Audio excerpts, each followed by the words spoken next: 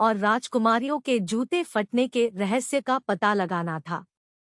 रात में फिर से छोटी राजकुमारी शरबत लेकर उसके पास आई, लेकिन इस बार वह सावधान था।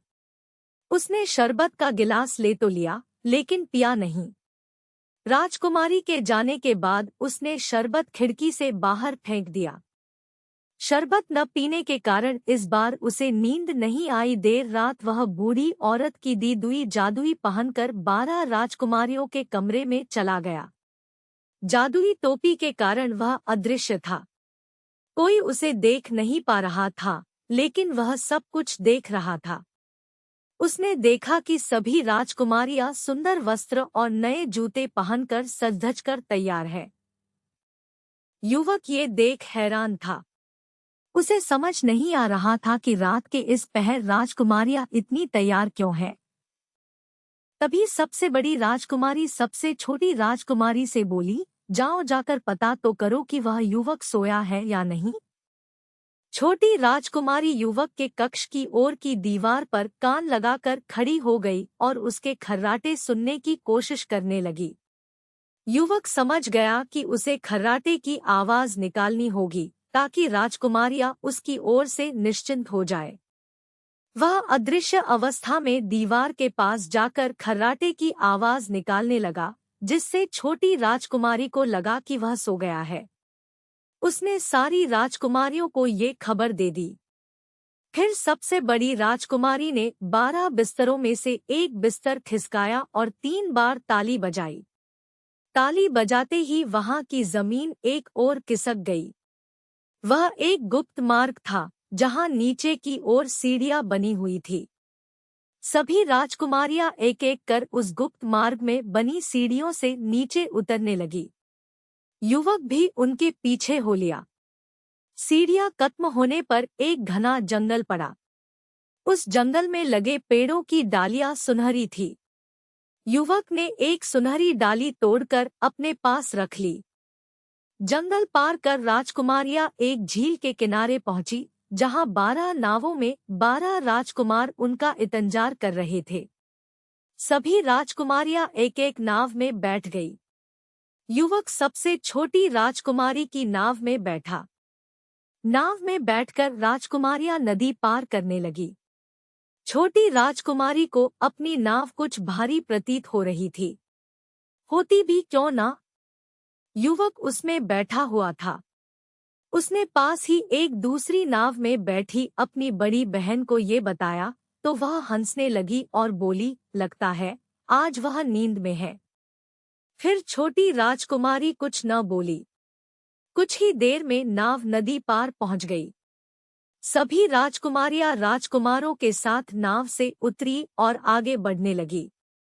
कुछ ही दूर रोशनी से जगमगाता एक शानदार महल था। उस महल में संगीत गूंज रही थी। राजकुमारियां महल के अंदर चली गई। युवक भी पीछे पीछे महल में चला गया। वहां उसने देखा कि कई युवक और युवतियां एक साथ नृत्य कर रही हैं। राजकुमारियां भी राजकुमारों के साथ नृत्य करने लगी। युवक को अब 12 राजकुमारियों के जूते फटने का कारण समझ आ चुका था। वह एक किनारे पर खड़ा होकर सबको नृत्य करते देखने लगा। थोड़ी देर बाद उसे भूख लगने लगी। उसने देखा कि उस कक्ष के एक किनारे पर रखी मेज पर ढेर सारे पकवान सजे हुए हैं।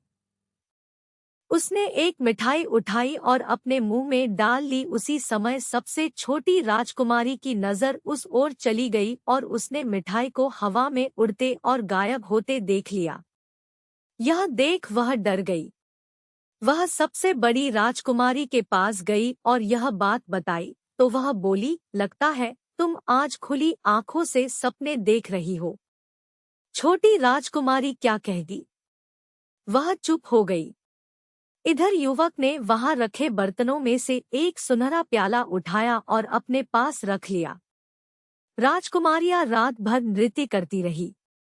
फिर सुबह होने पर महल से निकलकर नाव में बैठकर नदी पार कर जंगल से होते हुए सीढ़ियां चढ़कर गुप्त द्वार से अपने शयन कक्ष में आ गई। युवक भी उनके पीछे पीछे वापस आ गया। कुछ देर में ही राजा का बुलावा आ गया। जब वह दरबार पहुंचा तो 12 राजकुमारियां भी वहां उपस्थित थीं। उनके जूते फटे हुए थे। राजा ने युवक से पूछा, क्या तुम राजकुमारियों के जूते फटने का रहस्य पता लगा पाए?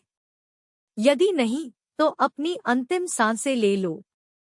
युवक बोला, महाराज, मैंने इस रहस्य के बारे में पता लगा लिया है। और उसने रात की पूरी घटना राजा को बता दी। प्रमाण स्वरूप उसने जंगल में पेड़ से तोड़ी सुनहरी डाली और महल से उठाया सुनहरा प्याला राजा के समक्ष प्रस्तुत किया। राजा ने जब राजकुमारियों से इस बारे में पूछा तो उन्होंने भी ये बात स्वीकार कर ली। राजकुमारियों के जूते फटने का रहस्य उजागर हो चुका था। राजा ने अपना वचन निभाते हुए युवक से पूछा कि वह किस राजकुमारी से विवाह करना चाहता है। युवक ने सबसे छोटी राजकुमारी से विवाह की इच्छा जताई। राजा ने युवक का विवाह सबसे छोटी राजकुमारी से करवा दिया और उसे अपना उत्तराधिकारी घोषित कर दिया।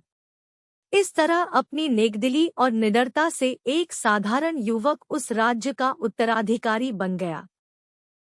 If you like such kind of stories, then please do like, subscribe our channel, and do not forget to share with your friends.